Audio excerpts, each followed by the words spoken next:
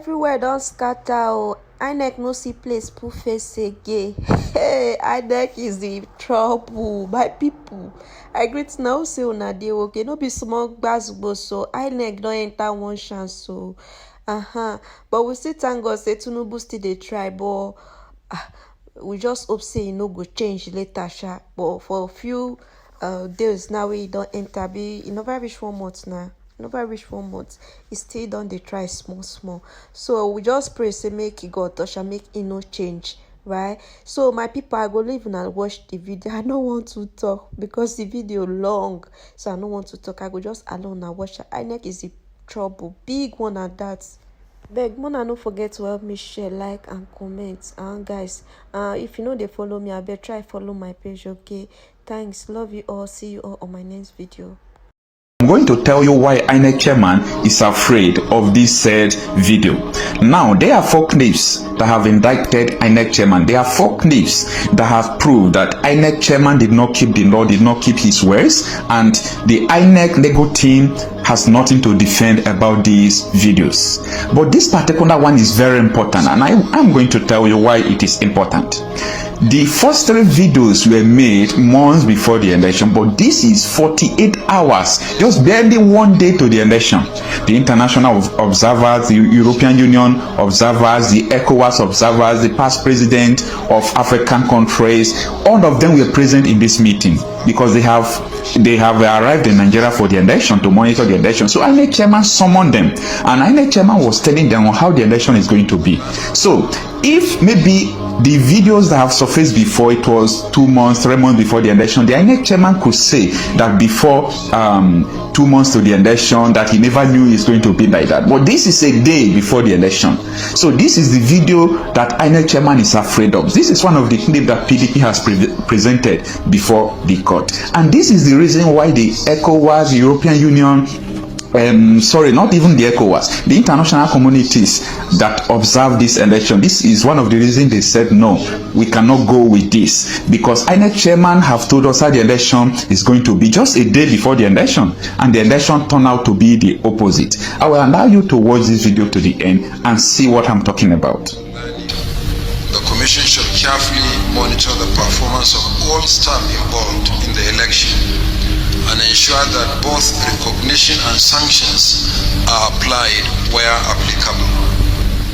We have completed all the testing of our technologies to be deployed for the election, particularly the bimodal voter accreditation system and the INEC results viewing portal, the IREV. On 4th February 2023, we tested the beavers in a mock accreditation exercise and uploaded results to the IREV.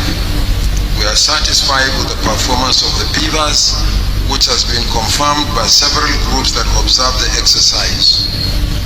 Lessons have been learned from the exercise, which have helped us in training of 10,600 registration area technical support staff for the election. We call them the RATEX. They will provide the necessary support to ensure that the deployment of the beavers is without hitches. Let me reiterate the procedure for voting as provided in the Electoral Act 2022, which clearly makes the use of the beavers mandatory. So also is the use of the permanent voters cards, the PVCs. The Commission operates on the policy or rule that no PVC, no voting. And in the last few months, we made 13.6 million PVCs available for collection for new voters and applicants for transfer and replacement of lost or damaged cards. While we are pleased that the rate of collection is higher than in previous years, there are still, unfortunately, many cards that were not collected. Before the end of this briefing, we shall make public a summary of the number of collected and uncollected PVCs in each state of the Federation. The detailed breakdown by polling units will be uploaded to the Commission's website latest tomorrow, Friday, 24th February. The detailed breakdown on polling unit by polling unit is a huge document, really massive document. But we are committed to uploading this information tomorrow on on our website.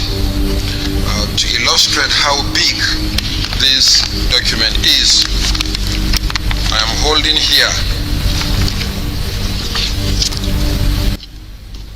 the polling unit by polling unit number of BBCs collected for only 1 out of 36 states of the Federation and the Federal Capital Territory. So this documents in effect terms 36 will be uploaded by tomorrow on the Commission's website, and anybody will have access to the documents. At this juncture, it will not be inappropriate to comment on the National Register of Voters. With 93.4 million records, complete with names, addresses, passport photographs, and biometrics, both fingerprint and facial, the INEC voter register is the largest database of citizens in Africa and one of the largest in the world. However, like all databases, it may not be perfect, but the core of the register is solid. Going forward, the Commission will continue to clean it up using technology and citizens' involvement as provided by law. Through the automated biometric identification system, the ABIS, millions of ineligible registrants have actually been removed from the register. In addition, citizens, the ultimate owners of the register, have helped to clean up the register further during the display of the hard copies for claims and objections in the 8,809 registration areas or wards and 774 local government areas nationwide for a period of 2 weeks from the 12th to the 25th of November 2022, again as provided by law. Nigerians should therefore continue to have confidence in the register as a national treasure and continue to work with the Commission to improve on it as provided by law. But in addition to the hard copies, the entire National Register of Voters was also uploaded to our website for a period of 2 weeks as required by law, during which citizens had the opportunity to scrutinize the register and to submit claims and objections to the Commission, on the basis of which we took steps to further clean up the register. Vote buying remains a major threat to our democracy. We have worked closely with the enforcement agencies to ensure that this is eliminated from our electoral process. We are convinced that our joint operations before and on election day will vastly reduce the prospect of voter inducement, which is not only illegal, but actually immoral. The ban on the use of mobile phones and photographic devices at the voting cubicles is still in force. Some voters have used these devices in previous elections to snap their marked ballot papers for vote transaction. However, citizens are permitted to come to the polling units with these devices as long as they do not take them to the voting cubicles. Our arrangement of placing the ballot boxes near the voting cubicles and away from the party agents remains. Our staff have been trained in the administration of the polling units, and their attention should be drawn to any deviation from that training and the procedure that I described. In the last few weeks, we have been in consultation with other critical agencies and institutions in the administration of the general election. We met with the judiciary about arrangements for post-election adjudication. Last year, we worked with the development partners and the Court of Appeal to conduct workshops for prospective election petition tribunal justices and judges. We have been assured of arrangements for the timely post-election adjudication. We have also met severally with the security agencies, mainly under the auspices of our Interagency Consultative Committee on Election Security, ICSES. They have assured us of their preparedness to adequately secure the election. This is very important as it will assure voters of their safety during the elections, which is cardinal to voter turnout. In the build-up to the general election, several of our facilities were attacked by unknown assailants in various parts of the country. I am pleased that we have fully recovered from these attacks, and we have been further assured that our facilities, staff, voters, observers, the media and citizens will be safe during the election. As a result of recent developments in the economy, we have also had to consult with the Nigerian National Petroleum Company Limited on the fuel situation. As you all know, we require premium motor spirit, the PMS, or petrol, and automotive gas oil, the AGO, or simply gas, to power vehicles and boats for land and maritime transportation, as well as our generators during the election. We are pleased that the National Oil Company assured us that it will ensure availability of products for the polls. Likewise, the Central Bank of Nigeria has assured us that it will provide us with the necessary small amount of cash that we require from our budget to make payment for some critical service providers for the election. I must reiterate that the bulk of payment for works, goods, and services are still paid for by the Commission by electronic transfer. And I'm also happy to say that the bulk of the small amount of cash that we have requested from the Central Bank of Nigeria is right now being released to the Commission's offices nationwide. In fact, a substantial part of it has already been received by our office nationwide, and this has greatly facilitated the movement of sensitive materials yesterday from the branches of the Central Bank to our local government areas.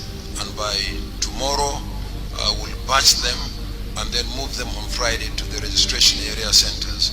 And then on Saturday early morning, they will be moved to the polling units for voting. On election observation, the Commission has accredited 229 groups, deploying 149,913 observers. As I said at the briefing for election observers on Tuesday this week, this is the largest deployment of observers in the history of elections in Nigeria. Similarly, the Commission has so far accredited 457 national and international media organizations, and together they are deploying 8,882 journalists. We encourage them to freely observe and report the election within the remits of our laws and international good practice. There are 18 political parties fielding candidates for 1,491 constituencies in this election. As provided by law, parties are required to submit the list of their agents for polling units and collation centers nationwide who are individually accredited by the Commission. To make the process easier, we created a dedicated portal for parties to upload the lists of their agents along with names and passport-size photographs.